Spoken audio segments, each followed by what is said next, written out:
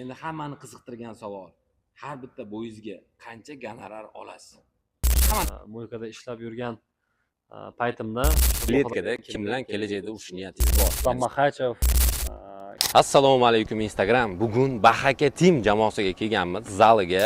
Jamoa Bahaka Team, farqi yo'q raqibi kim? O'zbekning sha'ni uchun hech qaytmaydi Bahaka Team. Qo'llab-quvvatla yurtim, axir sen mening faxrim. Shunda yutolmas hech kim.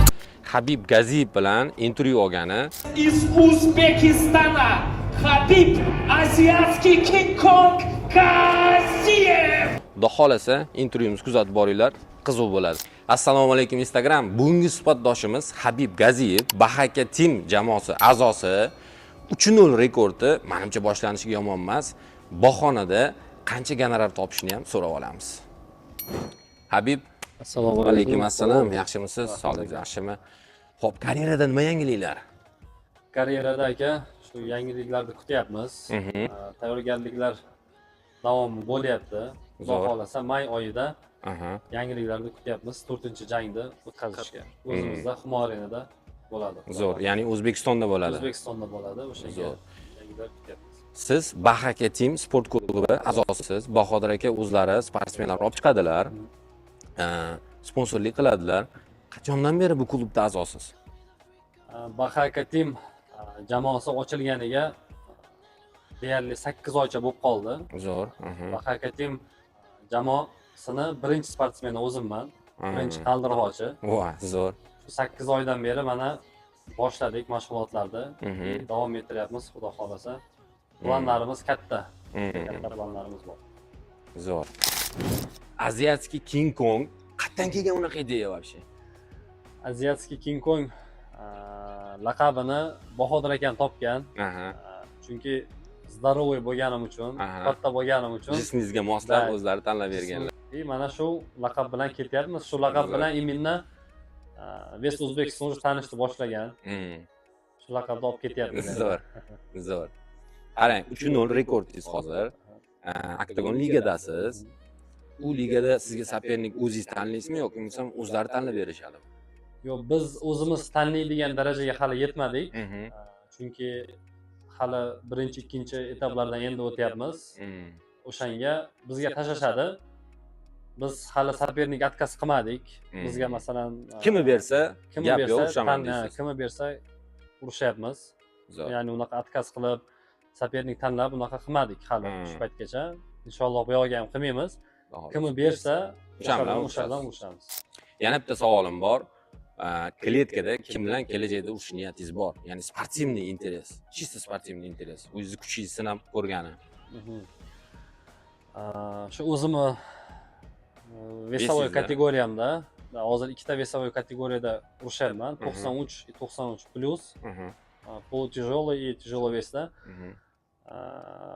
Kim bilan urushish, shu O'rta Osiyoda o'zimni vaznimda kim chempion bo'lsa, kimda sportivniy interes bo'lsa, menga qarshi o'sha bilan urushga tayyor urushaveramiz. Kim bo'lishidan qat'iy nazar, O'zbekistondanmi, Qozog'istondanmi, Tojikistondanmi farqi yo'q, urushaveramiz. Hamma sportsmenlar har xil tasodif bilan yoki bo'lmasam voqea bilan sportga kirib kelishadi. Hammada har xil. Sizda qanaqa bo'lgan shu sportga kirishingizga, turtki bo'lgan shu sportga kirishingizga? Trenovka qilib yurganda ko'p masalan UFC janglarini ko'rardim, qiziqardim, hamma qatori qiziqardim. Masalan shu imенно тяжелый весlarga qiziqardim. Shu sababchi bo'lgan deb o'ylayman. Shu qiziqib mana shu sportga kirdim. Mana shu sportni endi davom ettirish karyerani, ya'ni professionalni olib bormoqchisiz. Xo'p, uydagilaringiz kletkaga chiqqaningizda ko'rishadimi, переживать qilishadimi? Qanaqa qarashadi umuman bu sportga qatnashishingizni, shug'ullanishingizni? Переживать qilishadi, lekin xolalarim, og'alarim, ukalarim, akalarim ko'rishadi, lekin onam hech qachon ko'rmagan. Переживать qiladi. Na birinchi bo'yimi, na oxirgi bo'yimi, hech qaysi bo'yimni ko'rmagan. Переживать qiladi rosa. Qattiq переживать qiladilar. Переживать qiladi. O'g'lim nima qilasan, yig'ishtirib boshqa ish qilsang bo'lmaydimi demaydilar. Deydi. Ona baribir ham qayg'uradilar-da. Xo'p, top 5 ta siz yoqtiradigan boyets. Top 5 ta men yoqtiradigan boyets. Bular ko'pi albatta dagistanistlar. Aha, aha. Birinchisi shu Magomed Ankalayev Zo'r. juda yoqadi. Islom Maxachev, keyin Ilya Tapurya yoqadi. Mhm. Zabit Magomed Sharipov yoqadi. Ha. Keyin Arman Tsarukyan yoqadi. O'zingizdachi? Siz ham ko'rgansiz-ku? Hop, menda birinchisi Habib Nurmagomedov. Nurmagomedov. Hozircha. Keyin sizga o'tamiz valet qilgani. Ikkinchisi Masvidal, uchinchisi Yoel Romero. Barbaga qatnashgan bo'lsangiz bilasiz uni. Bayet, zo'r bayet barba bo'yicha. Xo'p, to'rtinchisi Frank Mir. Boks zo'r bo'lgan odammi. Keyin yutqazib yubordi. Beshinchisi Magomed Ankalayev. Oltinchisi Islom Maxachev. Har bitta bayetsi orzusi, bu sportga kirgandan beri orzusi UFC menimcha. Sizga ham UFCmi? Endi har bir shu MMA sport turi bilan shug'ullanadigan bayetlarda hammasini orzusi UFC deb o'ylayman. Chunki masalan oddiy olimpiyskiy sportlar bilan shug'ullanadiganlarning ham orzusi bu olimpiada. MMAda ham shunaqa, har bir inson shu MMA sport turi bilan shug'ullanadigan UFCga chiqib, shu UFC arenalarida urushni orzu qiladi. To'g'ri. Hamma qatori meni ham orzuyim shu katta arenalarda urushib, yurtimiz O'zbekiston bayrog'ini yuqoriga ko'tarish. Xudo xolasa. Nasib qilsin. Nasib. Xo'p, bu sportda eng qiyini nima? Yangi boshlayotganlar uchun. Bo'yga chiqishmi, bo'ydan oldingi vesogonkami, bo'ydan keyingi восстановленияmi? Nima bu eng qiyini bu sportda? Bu sportda eng qiyini menimcha shu disiplina. Masalan, har bir professionalniy sportchi masalan soat 11 da uxlashi kerak. Как положено. Да, как положено. 2 mahal trenovka. Shunisi qiyin deb o'ylayman. Keyin masalan trenovka jarayonlari, travmadan keyin восстановление. Или же masalan ves qaytaradigan bolalar bor. 10 kilo, 12 kilo qaytaradi. O'zi vesagonka ham juda qiyin. To'g'ri. Oxirgi bo'yimda o'zim ham 8 kilo ves qaytardim. Vesagonka ham juda qiyin protsess. To'g'ri. Hamma oson deb o'ylaydi bayetlarga, lekin o'ziga yarasha, umuman bayet emas, har bir kasbda o'ziga yarasha mehnati bor. Bu sport turini ham juda katta mehnati bor. Hozir данное время necha kilogrammda tushasiz va vesni kamaytirish желанияsi bormi sizda? Hozir данное время ikkita vesoviy kategoriyada urushaman. 93 и 93 plus. Shu sportni endi boshlaganimda ham Bahodir akam bilan kelishilgan, что тяжелый вес Sizga to'g'ri keladi. To'g'ri keladi. Bahodir akaning o'zlari sizga maslahat berganlar. Da, Bahodir akam o'zlari maslahat berganlar. Katta arenaga chiqsak, Xudo xolasa, ves tushirish muammo bo'lmaydi. Demak, siz uchun muammo emas, ves tushirish ko'pchilik sportsmenlar uchun muammo, ko'tarish bilmadim-u, lekin vesni kamaytirish sog'lig'iga zarar. To'g'ri. Tushunishim bo'yicha. Siz uchun hozircha muammo emas, Xudo xolasa. Bundan buyog'iga unaqa bo'lmasin. Bo'ylarga chiqishdan avval nima ish qilgansiz? Bironta soha bilan shug'ullanganmisiz? Shug'ullanganman. Rossiyaga borib, Rossiyada ishlab kelganman. O'sha ishlagan payt ham trenovkani ham qilardim, tashlab qo'ymaganman.